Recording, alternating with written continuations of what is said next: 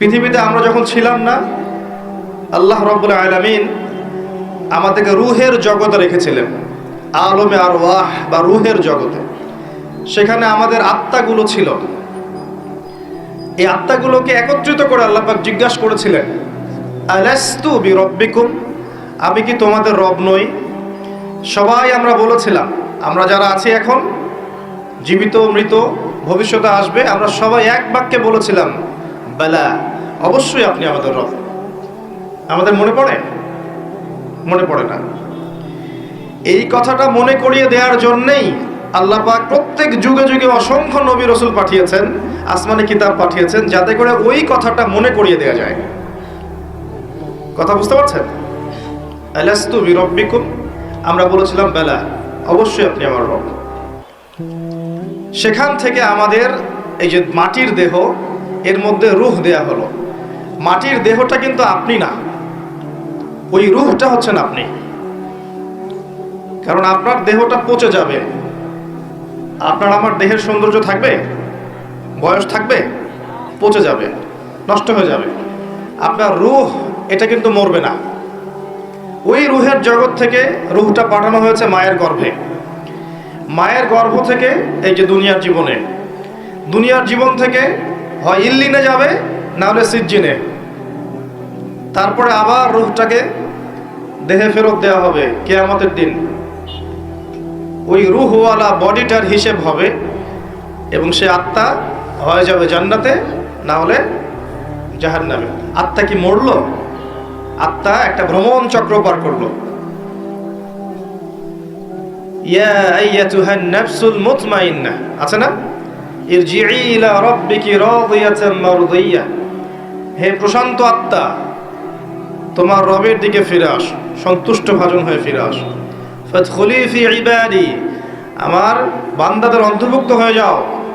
ওয়াদখুলি জান্নাতি, জান্নাতীদের অন্তর্ভুক্ত হয়ে যাও। এই রূহ আর আত্মা, এর ব্যাখ্যা কি সায়েন্স করতে পারবে? আমাদের এডুকেশন সিস্টেম ব্যাখ্যা করতে পারবে আত্মা কাকে বলে? ফিলোসফি সাবজেক্টের মধ্যে রূহ নিয়ে প্রচুর বই আছে, কেউ আজ পর্যন্ত কোনো কনক্লুশন বা উপসংহারে যেতে পারে নাই যে আসলে এই জিনিসটা কি। এমনকি নবী সাল্লাল্লাহু আলাইহি ওয়াসাল্লামকে 3টা প্রশ্ন করা হয়েছিল, আসহাবুল কাহফের কি হয়েছে, জুলকারনাইন বাদশার কি হয়েছে, আত্মা কাকে বলে। ইহুদিরা এই 3টা প্রশ্ন শিখিয়ে দিয়েছিল না, মনে আছে? ওই 3টা প্রশ্নের উত্তর দেওয়ার ঘটনা দিয়েই তো সূরা কাহফ নাজিল হলো। এখানে আল্লাহ পাক রূহের সংজ্ঞা দিয়েছিলেন, সূরাতুল বনী ইসরাঈলের মধ্যে আছে, ইয়াসআলুনাকা আনির রূহ, তারা তোমাকে আত্মা সম্পর্কে জিজ্ঞেস করে। কুলির রূহু মিন আমরি রাব্বি, বলে দাও আত্মা হচ্ছে তোমার রবের একটা আদেশ মাত্র। আল্লাহর আদেশে এসেছে, আল্লাহর আদেশে চলে যাবে।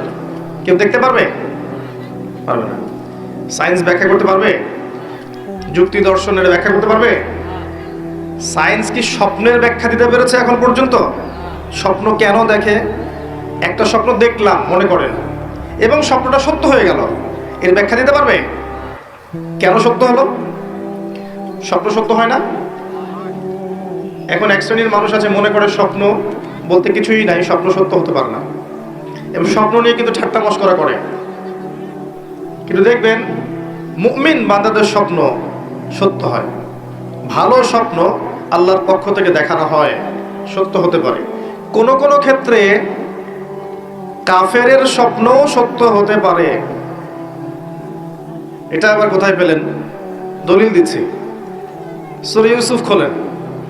ইউসুফ আলাইহিস সালাম জেলখানায় আছেন, 2জন কয়েদি, দুজনে অমুসলিম, এসে বলছেন আমি স্বপ্ন দেখেছি যে আমি মনিবকে কিছু পান করাচ্ছি, এবং আমি স্বপ্ন দেখেছি আমার মাথায় রুটি আছে, এখান থেকে কাক বা চিল এটা খেয়ে নিচ্ছে। ইউসুফ আলাইহিস সালাম বললেন, যার মাথা থেকে রুটি খেয়ে নেওয়া হচ্ছে একে শীঘ্রই শুলদণ্ড দেওয়া হবে। তাই হলো। আর যে পান করাচ্ছে একে মুক্ত করে দেওয়া হবে। ওই 2 ব্যক্তি কি মুসলিম ছিলেন? সত্য স্বপ্ন দেখেছেন আল্লাহর পক্ষ থেকে। নবুয়তের 46 ভাগের 1 ভাগ কিন্তু সত্য স্বপ্ন। তো শেষ জামানায় মুমিনরা বেশি বেশি সত্য স্বপ্ন দেখতে পারে এবং এগুলো ফলতেও পারে। যদি প্রসঙ্গটা এসেই গেছে বলে দিচ্ছি আপনার কাছে, বেশিরভাগ স্বপ্নই অহেতুক চিন্তাবশত মানুষ দেখে থাকে। আর এক প্রকার স্বপ্ন মানুষ শয়তানের পক্ষ থেকে দেখে। আর এক প্রকার স্বপ্ন আছে যেটা আল্লাহর পক্ষ থেকে মানুষকে দেখানো হয়, সত্য স্বপ্ন। তা আমি রুহের কথা বলছিলাম, আমরা রুহের জগতে ছিলাম, সেখান থেকে এই রুহের চক্র ভ্রমণ করছে। এই ভ্রমণ চক্রের মধ্যে একটা সময় দেখেন আপনি, শুধু মায়ের গর্ভ থেকে নিয়ে এই যে পৃথিবীর জীবনটুকু, এটাই হচ্ছে আপনার আমার দুনিয়ার হায়াত। কিন্তু রুহের হায়াত নয়, আপনার আমার দুনিয়ার জীবনের হায়াত, রুহের হায়াত নয়। রুহ সৃষ্টি করা হয়েছে আরো অনেক আগে। আমার কথা বুঝতে পারছেন? আমি সহজ করব ইনশাআল্লাহ, আমাকে সহজ করতে বলা হয়েছে। রুহ সৃষ্টি হয়েছে, আল্লাহ সৃষ্টি করেছেন আরো অনেক আগে, সেটাকে পাঠিয়েছেন দুনিয়ায় মায়ের গর্ভে। এই মায়ের গর্ভ থেকে মৃত্যু পর্যন্ত এই 50, 60, 70, 80, 100 বছর জীবনটা, এটা আপনার দুনিয়ার হায়াত। এই দুনিয়ার হায়াতটাকে আল্লাহ বলেছেন শস্য ক্ষেত, কাজের জায়গা, ফলাফল গ্রহণের জায়গা নয়। মনে রাখবেন, এখানে রেজাল্ট পাওয়া যাবে না, এটা পরীক্ষার হল। এখানে রেজাল্ট দেওয়া হবে না, কে ভালো কে মন্দ, কে জয়লাভ করলো কে পরাজিত হলো, কে সত্য কে মিথ্যা, এটা এখানে প্রমাণ সবসময় নাও হতে পারে। এটা রেজাল্ট দেওয়ার জায়গা নয়, রেজাল্ট দেওয়ার জায়গা হচ্ছে পরে কিয়ামতের মাঠে। এরপরে রূহটা চলে যাবে হয় ইল্লিনে। ইল্লিন কোথায়? উপরে। আর সিজ্জিন নিচে। ভালো মানুষ হলে আত্মা চলে যাবে ইল্লিনে, আর মন্দ হলে, কাফের, ফাসেক, জালেম, মুশরিক, মুনাফিক হলে আত্মা যাবে সিজ্জিনে। সূরা মুতাফফিফিন পড়ে দেখেন, এখানে সব লেখা আছে। তো ইল্লিন সিজ্জিনে আত্মাগুলো আযাব ভোগ করবে অথবা শান্তি পাবে। যদি ভালো মানুষ হয় ইল্লিনে শান্তি ভোগ করবে জান্নাতের, আর খারাপ মানুষ হলে সিজ্জিনে শাস্তি ভোগ করবে। এখানে শাস্তি ভোগ করছে আত্মা, দেহ নয়। দেহ কিন্তু নাই এখানে, আত্মা শাস্তি ভোগ করছে। আপনাকে বোঝাতে চাচ্ছি, আপনি যে বডিটা নিয়ে ঘুরছেন, এই বডিটাই আপনি নন। আপনার ভিতর একটা রূহ আছে, এটা হচ্ছে আপনি। ওটা যদি আল্লাহর আনুগত্য করে, আপনার বডি অটোমেটিক আল্লাহর আনুগত্য করবে। যখন আপনার রূহের মধ্যে কলুষতা আসবে, আত্মার মধ্যে নোংরামি, কলুষতা, কুৎসিত চিন্তা ভাবনা, আকীদা, আমল দিয়ে ভরে যাবে, তখন দেহ আপনার রূহের আনুগত্য করবে না। এই রূহটাকে পবিত্র করার জন্যই আল্লাহ রাব্বুল আলামিন যুগে যুগে অসংখ্য নবী রাসূল পাঠিয়েছেন এবং তারা তাজকিয়া করেছেন, মানুষের আত্মশুদ্ধির কাজ করেছেন। আমি পরে আসছি কিভাবে আপনি আত্মশুদ্ধিতে যাবেন। এই যে হায়াতটুকু আপনাকে দেয়া হয়েছে, এটা কর্মের জীবন। পরবর্তীতে আপনি ফলাফল পাবেন ইল্লিনে বা সিজ্জিনে। তারপরে তাকে তোলা হবে কিয়ামতের মাঠে হিসাবের জন্যে, যেখানে আরো 5টা প্রশ্ন করা হবে। কবরে 3টা, কিয়ামতের মাঠে 5টা। কবরে কয়টা? 3টা। কিয়ামতের মাঠে আরো 5টা। কবরে 3টা তো জানেন, মান রব্বুক, তোমার রব কে। দুনিয়াতে কেউ যদি আল্লাহর সাথে শিরিক করে থাকে, বিনা তওবায় মারা যায়, সে ব্যক্তি মান রব্বুক প্রশ্নের উত্তর দিতে পারবে না, ফুল স্টপ। মা দীনুক, তোমার দিন কি। পৃথিবীতে কেউ যদি দিন ইসলামকে পরিপূর্ণরূপে গ্রহণ না করে, হাসি ঠাট্টার ছলে গ্রহণ করে থাকে, সে কোশ্চেন কালেও এই প্রশ্নের উত্তর দিতে পারবে না, তোমার দিন কি, ফুল স্টপ।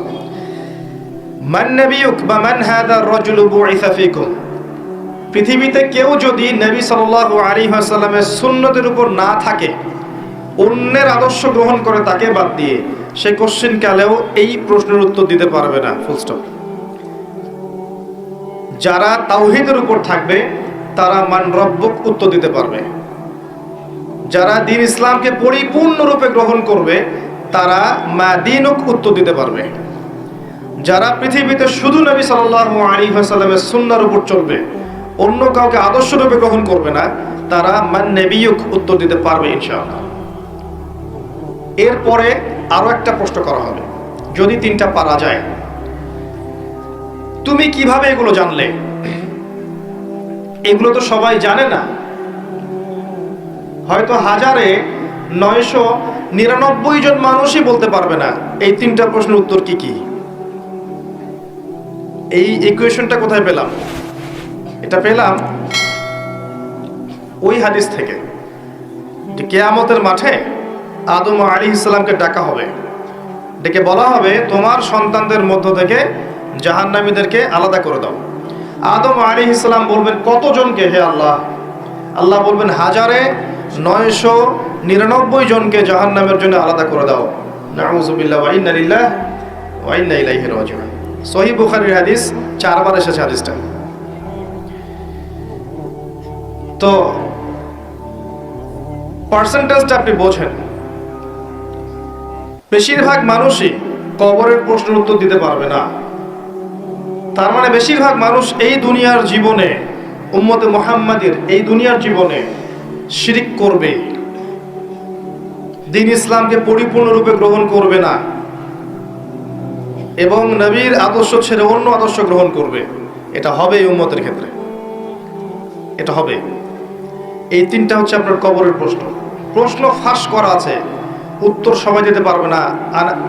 আমর ইবনে আস রাদিয়াল্লাহু আনহু, বিখ্যাত সাহাবী, যিনি একসময় কাফের ছিলেন, পরে মুসলিম হয়েছেন। খালিদ বিন ওয়ালিদ রাদিয়াল্লাহু আনহুর সাথে খুব ভালো সম্পর্ক ছিল তার। পরবর্তীতে ওমর রাদিয়াল্লাহু আনহুর যুগে তিনি মিশরের গভর্নর হয়েছিলেন। মৃত্যুর সময় তিনি বলছেন যে একটা সময় ছিল যখন আমরা জাহেলিয়াতের মধ্যে ছিলাম, আল্লাহ যদি তখন আমার মওত দিতেন তাহলে জাহান্নাম ছাড়া কোনো গতি ছিল না। এরপর আমি ইসলামের মধ্যে আসলাম এবং ভালো আমল করতে থাকলাম। এমন আমল করছিলাম যে ওই সময় যদি আল্লাহ আমার মওত দিতেন তাহলে আমি হয়তো জান্নাতের ব্যাপারে নিশ্চিত থাকতে পারতাম। এরপরে আসলো কিছু কিছু ফিতনা, এখন আমি সেই ফিতনার যুগে মারা যাচ্ছি, আমি জানি না আমার সাথে কি হবে। বিখ্যাত সাহাবী আমর ইবনে আস রাদিয়াল্লাহু আনহুর কথা এটা। তিনি তখন বললেন, আমার মৃত্যুর পরে তোমরা আমার কবরের পাশে বসে থেকো, তাড়াতাড়ি চলে যেও না। আমার কবরের পাশে বসে থেকো, তাড়াতাড়ি চলে যেও না। একটা উট জবাই করে গোশতগুলো বন্টন করতে যত সময় লাগে এতটুকু সময় তোমরা বসে থেকো, যাতে আমি প্রশ্ন উত্তরের প্রিপারেশন নিতে পারি। বিখ্যাত সাহাবীর উক্তি। ওসমান রাদিয়াল্লাহু তাআলা আনহু জান্নাত জাহান্নামের বর্ণনা শুনে কাঁদতেন না। যখন কবরের কথা আলোচনা হতো, কবরস্থানে যেতেন, দরদর করে কাঁদতে থাকতেন। এরপর একটা সভ্যতা আসলো, আধুনিক সভ্যতা, যে সভ্যতা কবরস্থানকে লোকালিটি থেকে অনেক দূরে সরিয়ে দিল। সমাজ একটা, গ্রাম একটা, কবরস্থান অনেক দূরে। মানুষ মারা গেলে তাকে দূরে কবর দিতে যেতে হয়, তাই না? আর ওই যুগে এমন ছিল, কবরস্থান ছিল মসজিদের পাশে। এখনো দেখবেন নববী, মসজিদ নববীর পিছনে আছে না বাকিউল গারকাত, সাহাবীদের কবর। কারণ ছিল যখন মানুষ এটা অতিক্রম করবে, প্রতিদিন নামাজ পড়তে যাওয়ার সময় 5 বার করে, তার মধ্যে পরকালের ফিকির হবে, কবরের কথা চিন্তা থাকবে, কান্না আসবে, দুনিয়ার জীবন এর তুচ্ছতা সম্পর্কে আমাদের ধারণা আসবে। একটা দাজ্জালীয় সভ্যতা যখন আসলো, এই সভ্যতা কবরস্থানকে আস্তে আস্তে দূরে সরিয়ে দিল। এখন বছরে একটা দিনও আপনারা কবরস্থানে যান কিনা সন্দেহ আছে। তাই মৌতের কথা মানুষের স্মরণ হয় না। আর তারা চায় যে আমরা মৃত্যুকে ভুলে যাই, তারা চায় যে আমরা মৌতকে ভুলে যাই, দুনিয়ার ভোগ বিলাস নিয়ে ব্যস্ত থাকি। এতে করে ওদের উদ্দেশ্য সফল হবে এবং আমাদেরকে ডমিনেট করা ওদের জন্য সহজ হবে। এই যুগে যা যা হচ্ছে এগুলো কোনোটাই এমনি এমনি হয়নি। প্রত্যেকটা ঘটনার পিছনে কোনো না কোনো বিষয় আছে। এটা বুঝতে হলে আপনার নূর লাগবে। আমি বারবার একটা কথা বলেছিলাম, নূর লাগবে। নবীজি বলেছেন সাল্লাল্লাহু আলাইহি ওয়াসাল্লাম, ফিতনাটা এত ভয়াবহ হবে, অন্ধকার রাতে কালো পাথরের উপর কালো পিঁপড়া নীরবে হেঁটে গেলে যেমন হয়, ফিতনার ব্যাপারটা তেমন হবে। এত ডিফিকাল্ট। এখন আপনার পিএইচডি করার প্রয়োজন নাই যে এই ফিতনা চিনতে হলে আপনার কি লাগবে, কি লাগবে বলেন? আলো, নূর, আলো থাকলে আপনি দেখতে পাচ্ছেন, এই তো এই নূর ওই কলুষিত আত্মা অর্জন করতে পারবে না। দুনিয়া পূজারী আত্মা দুনিয়াতে এসে দুনিয়া নিয়ে ব্যস্ত হয়ে আছে, দুনিয়া পূজারী, দুনিয়ার টাকা পয়সা, ব্যাংক ব্যালেন্স, বাড়ি গাড়ি, ভোগবিলাস, জেনা, মদ, পর্নোগ্রাফি, সুদখোর, ঘুষখোর, দুর্নীতিবাজ, জুলুমবাজ, এদের হৃদয়ের মধ্যে ওই নূর কখনো আসবে না। হৃদয় যদি এগুলো থেকে পবিত্র হতে পারে তবে নিয়ে এর মধ্যে নূর আসতে পারে। হৃদয়কে এগুলো থেকে পবিত্র করার পর মনের মধ্যে যে হিংসাগুলো আছে, গীবত, তহমত, সমালোচনা, অহংকার, এগুলো সংস্কৃতিগুলো আছে, এগুলো ত্যাগ করার পরে যখন মানুষ কোরআন ধরবে, হাদিস পড়বে, নামাজি হবে, তাহাজ্জুদ গোজার হবে, সুন্নার পাবন্দ হবে, হালাল খাবে, আদর্শ পরিবার গড়বে, ইসলামিক সমাজ গড়বে, আত্মশুদ্ধি অর্জন করবে, বেশি বেশি তেলাওয়াত করবে, জিকির আজগার করবে, আল্লাহকে ডাকবে, আল্লাহর ধ্যান করবে, আল্লাহর জিকির করবে, তাসবিহ তাহলিল করবে, মউতকে স্মরণ করবে, পরকালকে স্মরণ করবে, প্রত্যেকটা কাজ আল্লাহকে সন্তুষ্ট করার জন্য করবে, তখন দেখবেন এই কলবগুলোর মধ্যে কি আসবে? আল্লাহর নূর আসবে ইনশাআল্লাহ। তখন সে ফিতনা রিকগনাইজ করতে পারবে, চিনতে পারবে ইনশাআল্লাহ। তো এই রূহটা যদি নূর দিয়ে আলোকিত করতে না পারি, পরকালে কবরেও নূর পাবো না, হাসরের মাঠেও কখনো নূর আসবে না। একটা আয়াত বলছি, সূরা হাদীদে আল্লাহ পাক বলেছেন, ইয়াউমা তারাল মুমিনিনা ওয়াল মুমিনাত ইয়াসআ নূরুহুম বাইনা আইদিহিম ওয়া বিআইমানিহিম। হে নবী, কিয়ামতের মাঠে আপনি দেখবেন মুমিন পুরুষ, মুমিন নারীদের জন্য তাদের সামনে এবং ডান দিকে আল্লাহর পক্ষ থেকে আলো এবং নূর থাকবে। মুনাফিকরা বলবে যে আমাদেরকে নাকতাবিস মিন নূরিকুম, তোমাদের নূর থেকে কিছু আমাদেরকে দাও, আমরা তো পার হতে পারছি না। ফুলসিরাত, ওদেরকে বলা হবে কিলা রজিউ ওয়ারাকুম ফালতামিসু নূরা, ফিরে যাও পিছনে, পিছনে ফিরে যেয়ে নূর তালাশ করে আসো।